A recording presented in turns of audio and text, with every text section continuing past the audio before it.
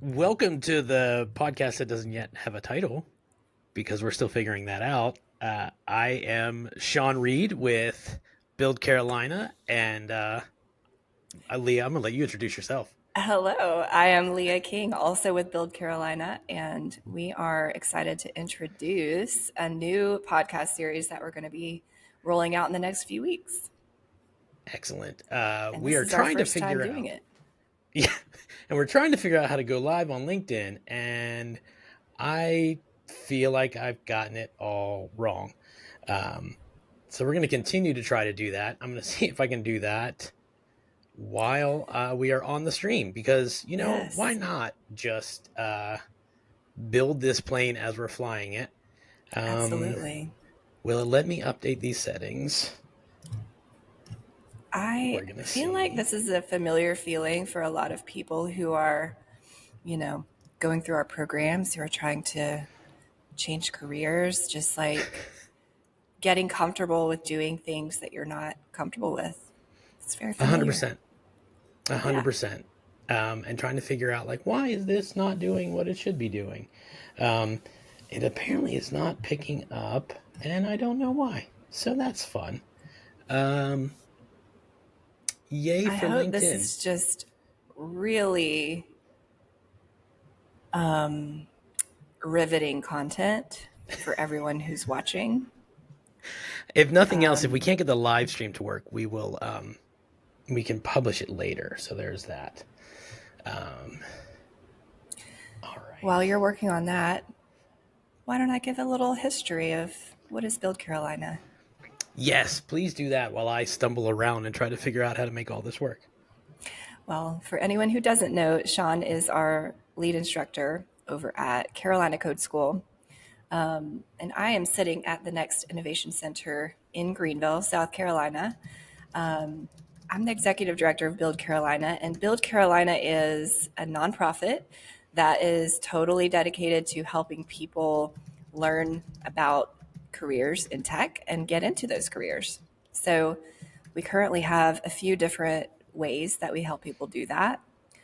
We have Carolina Code School, which is Sean's expertise. It's a full time coding boot camp style certificate program for folks who want to go into new careers as software developers. So that's a 12-week program here in Greenville, South Carolina. We also run a statewide program called SC Codes. That is a totally free platform for folks who maybe are just learning about coding and software development, programming, what that world looks like, what careers in that area look like, and maybe kind of start to learn some skills in that area and see if it's something they may want to pursue. That's a statewide program. And then we also run an apprenticeship called Develop Carolina. That program is a 6-month program. It's a paid kind of work program where you continue to learn, but also get paid to do real work with real companies in South Carolina, also in software development. And from where we sit today, we've been doing this about 6 years. And here's the thing, we have worked with hundreds of people who have come to us at different points in their lives and careers and said, hey, like I'd like some help getting into tech. And so we've been able to be part of that journey for a ton of people. And that is why we're really doing this podcast is we know a lot of really cool stories about folks who have made that decision to change their life or their career for a variety of different reasons. And often those stories are just really inspiring, really neat, and really different. Just to hear the ways that people make a decision to make a change or decide to help somebody else or whatever that may look like. So, what better way to start sharing some of those things better with our folks, our community, our audience, than to interview some of those folks themselves and let them tell their stories. So that's what we're here to do. And it's a thing that we hear over and over and over again is people that come to the program. You've got your fair share of folks that come in and they say, I want to get into a career in tech. And I Googled and I found this program. But you also have plenty of folks that come in and they say, I talked to somebody who was a graduate of this program or who attended this program or who spoke highly of this program. And that kind of goes for, I've worked at multiple boot camps. That kind of goes for all good boot camps, in my opinion. That word of mouth becomes a huge thing.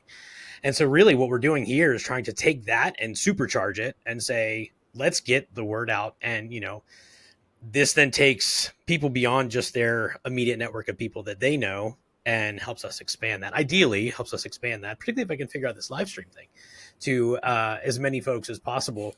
And it basically turns this word of mouth into a much bigger deal. Yeah, that's a great point. And one of the things that we know about ourselves and our, small but mighty team in our nonprofit is that we've been pretty heads down for the last 6 years in trying to make sure that we build something that is, that we're proud of and that is just super high quality, and that is really connected with a community of folks across the state. And therefore we haven't done a great job of sharing all these great stories externally yet. But there really are just the folks that you'll meet if you decide to tune in or look these up in the future, are just really inspiring people. They're, everyday people with everyday stories, but with a little, there's just something like a little bit special about a person that makes a decision to not kind of go with the status quo or allow life to just happen. These are people who've all kind of made a very conscious, intentional decision to do something about it, to kind of take charge of their career, to often to give back. I think there's going to be, based on the folks I know we're going to be talking to, you'll hear a thread of, I was grateful, I am grateful for all the folks who have invested in me in my journey, to find a career that is really fulfilling in tech. And because of that, I also want to give back and I also want to invest in others. So I'm excited to really kind of create this spot, this platform for folks to share their own stories, and for us to just be able to kind of sit back and listen to those. Yeah, absolutely. And we've got a range of folks. So again, you mentioned that I am I'm the lead instructor at Carolina Code School. So my interaction on the day to day is with folks that are coming through that program. But with Build Carolina, with the other programs that you mentioned, we're not just going to be interviewing people that were just strictly students in the boot camp as well. We're going to be talking to folks kind of from the whole range and dating back as far as, well, Caleb goes back, what, 5 years? Is Yeah. that accurate? He graduated from Carolina Code School in 2018. And before that, he was working through SC Codes, even as we were just starting to, get involved with that program. So, yeah, dating back 6+ years. And then also some folks who didn't come to us for, their educational piece, but who have been part of our sphere, our circle, our community through volunteering, through giving back. So yeah, it's gonna be fun to talk to those folks. Yeah, I think it's going to be really helpful. And again, it does. I was surprised. Heck, to give a little bit of background about me, my wife and I moved to Greenville. It'll be 4 years this year, which is wild. And at the time, I was working at a different boot camp, and I volunteered to work for SC Codes, which is also under the Build Carolina umbrella. And so I was mentoring with that group, occasionally popping on to do lessons and speaking to folks at Carolina Code School. Fast forward a few years, and I end up teaching here. But even as I was mentoring and working with the different organizations, I didn't even then fully understand the full scope and breadth of everything that Build Carolina does. I initially thought of it as kind of like it was a Greenville thing, and it's really much broader than that. We've got folks all over the state doing a variety of programs, and it's not just, hey, there's this code school in Greenville. It's all of these other things with all of these other companies that we have a statewide footprint that we then work with Yeah. Well, and I'll you speak to this. The companies that we work with, this is a national footprint at that point, right? It's Right. not even just that we're putting people into South Carolina companies, although we are, but we're also able to expand beyond that. We are, um, which has been really just cool to sort of see. Yeah, there's demand for places like Build Carolina to for folks to come to when maybe they don't either they don't fit into a traditional kind of educational pathway, or they're just looking for like a hub, a place, kind of a home to come and learn and ask questions and be vulnerable. And one of the things that I do not come from a programming background or tech background. And so I feel really lucky to kind of be in this space around all of you folks now, because there's just this really cool sense of belonging. And I think it really comes from a place of, if you're a software developer, programmer, work in technology, you have to know and you have to experience that everything is new all of the time. And so there is just this sense of like none of us know everything. The most senior level experienced folks who've worked in this field don't know everything.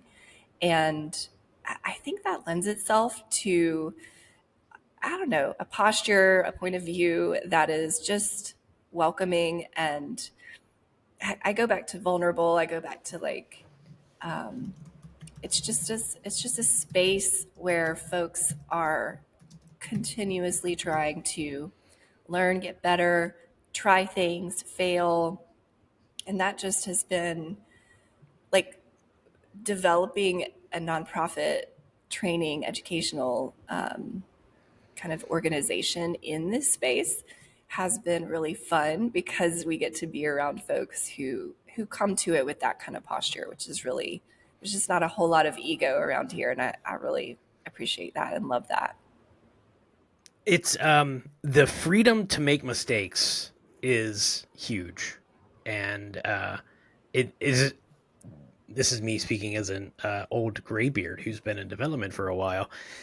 It is not always as appreciated as it should be, and I can guarantee you that all of us other old graybeards that have been at this for a while have all learned by just doing the wrong thing frequently.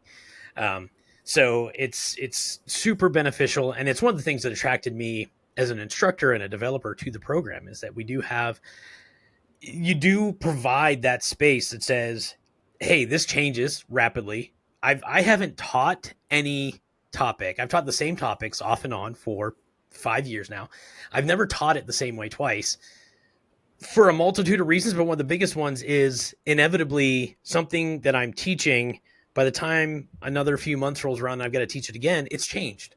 Right. Uh, that can be a library, that could be a technology, that could be an improvement.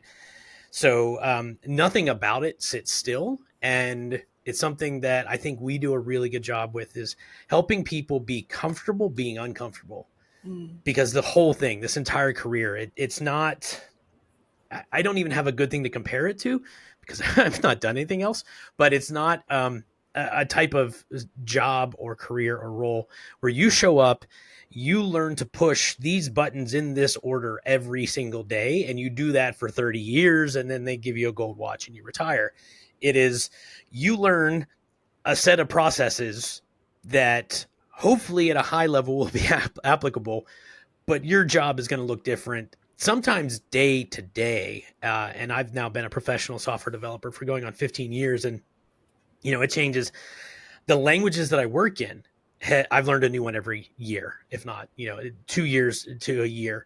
So it is definitely not a stagnant place, and it is intimidating. And we do a really good job, and the industry wide needs to give people that room to sort of stumble and fail. And I think that is the superpower that we have here with Build Carolina and Mm. all of our programs is that we lay out a safe sort of padded space. Like, yeah, try stuff, bounce around, and see what happens. Yeah. And that's really one of the goals that I have for this podcast, is that by hearing from, folks that are kind of in our world, um, and by them sharing their stories, that more people will be able to see themselves through those stories and know that Technology is not a field that is exclusive to anyone or any one type of person or anyone with a specific kind of background. That this can be a field where, almost anyone who wants to get into it can find their place. And it's really kind of in our, DNA as an organization to just help people figure out what that space may look like. So that's our hope. Now, for our audience who is watching today, we have a confession, which is we don't have a name for the podcast. And we may need some help figuring this out. Sean, what are your thoughts on that? Well, we asked ChatGPT. Do we want to share some of the ChatGPT Hmm, based recommendations? I think we should. Okay, perfect. So now let me set the stage. This is the prompt that I gave to ChatGPT. I said, "Give me some title suggestions for a podcast about people in South Carolina who have made a career shift into tech and software development. These people have a variety of backgrounds and range from brand new developers, having worked in the field for around 5 years. The questions involve the questions for the podcast will involve what they're currently doing in tech, what they were doing before changing into tech, given that most are coming from a non-technical background, and we're looking to give advice for folks who are thinking about making the same choices." So this is the prompt that we gave ChatGPT. I think my favorite right now at the top, it doesn't translate unless you can see it, but it's Southern Bite, BYTE. So it's a pun.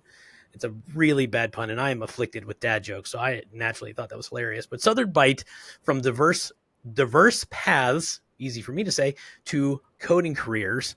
And I think a runner-up for me would also be Palmetto Pixels, Tech Journeys in the Low Country, which is not entirely accurate, obviously. It would be more like Tech Journeys for South Carolina because we cover everything. So what about you? Did you have any favorites on the list, or did you have any others that came to mind? I mean, so many gems here. Tech transitions, stories from South Carolina's career shifters. Very, very literal there. Code Carolina, journeys into tech careers. That I don't think ChatGPT really understands what South Carolina is. From palmettos to programming, South Carolina's tech odyssey. I think Which we're gonna need to use some additional prompts to try and teach ChatGPT a little bit more about what South Carolina is about. yeah, I think it when I read it, I feel like it thinks that we make palmettos, like the Mm. primary product of South Carolina is palm trees. And it makes it sound like, oh yeah, this state went from farming palm trees to farming software developers. It's like, Right. well, That's sure. fine, but we're very open to suggestions that may go maybe a little bit better than what ChatGPT gave us. But I mean, I don't know. We could also just be boring and just call it the Build Carolina podcast. I don't know. What do you guys think? Let us There, know. yeah, and it does. The thing that I get stuck on. So you and I recently were both on the Carolina Codecast, which is a fantastic name, and so now all I can think of, because our friend Barry, who runs the Carolina Code Conference, and we are the Carolina Code School, and I was like, well, we should just go with Carolina Code School Cast, and I was like, well, that's too narrow and too much. Like we might get a cease and desist from Barry if we're just kind of It's stepping on true. his toes a little bit. So it interestingly, I feel like that immediately removes any usage of the words code and Carolina together. Like, Mm, or we have to like space them out, right? It has to be like Carolina Journeys learning to code, or we've got to space the words out quite a bit. But right. now I'm doing worse than ChatGPT, which is don't tell University of Georgia, because I feel like with an English degree I should be better at this, but alas, I am not. We are just very open to suggestions on that, and we may change the name. Who knows? Throughout the next several weeks, maybe it'll just be a different name every time. But we have there is some confusion around all the different names of all of our different programs and what is kind of under the Build Carolina umbrella and what isn't.